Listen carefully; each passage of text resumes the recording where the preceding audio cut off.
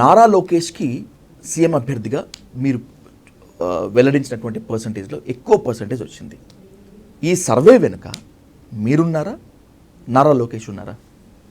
అసలు ఈ పారావీల్ అనే కాన్సెప్ట్లోనే దాని నుంచి బయటకు వచ్చేదానికి ఇవన్నీ సార్ ఓవరాల్గా. ఇప్పుడు స్టేట్ వైడ్గా ఇప్పుడు దాకా ఇండియాలోని ఏ సంస్థ కూడా వితౌట్ ఎనీ పార్టీ ఆర్డర్ చేయకపోతే చేయదు. ఓకే, అంతే కదండి. అందుకంటే అంత స్కేల్ పెట్టి ఇంత అమౌంట్ పెట్టి సెంట్రల్ వదిలింది, స్టేట్ వైజ్ కూడా చేయదు. అసలు 170 నియోజకవర్గాలు 50 నియోజకవర్గాలు ఎందుకు చేసుకుని ఏం చేసుకోవాలి అంటే ఆర్డర్ లేకుండా.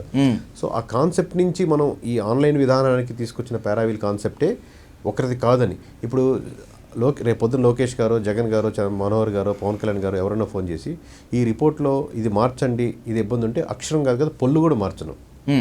బికాస్ ఈ కాన్సెప్ట్ అలాంటిది. ఓకే, మీరు బుక్ చేసుకోకపోతే ఆ ఓలా క్యాబ్ ఇంకొకరు బుక్ చేసుకుంటారు. క్యాబ్ మీకోసం పెట్టలేదు, అది ఎవరైనా బుక్ చేసుకోవచ్చు, ఎవరైనా కొనుక్కోవచ్చు. సో అది ఉండాలి అంటే ఆ కంపెనీ అదే స్టాండర్డ్లో మెయింటైన్ చేయాలి, అలా ఉండాలి, సర్వీస్ రెడీగా ఉండాలి. మీకు 3 నిమిషాల్లో వస్తుందంటే 3 నిమిషాల్లోనే క్యాబ్ రావాలంటూ మీకు ఏది చూపిస్తే అది రిఫ్లెక్ట్ అవ్వాలి.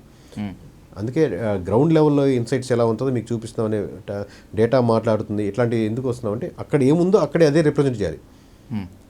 అంతేగాని మనం సపోజ్ మనం ఒక పర్సన్ మిస్గా అడగచ్చు, ఒక పర్సన్ మిస్గా తప్పు రాసుకోవచ్చు. బట్ రాసుకున్న దాన్ని యాజ్ టీజ్గా మనం ఏం అన్నాం, ఏం చూసామో 99% కరెక్ట్ అనుకుంటాం, 1% ఇష్యూస్ ఉండొచ్చు. బట్ అది 100% మనం చూసినట్టు చెప్తున్నాం.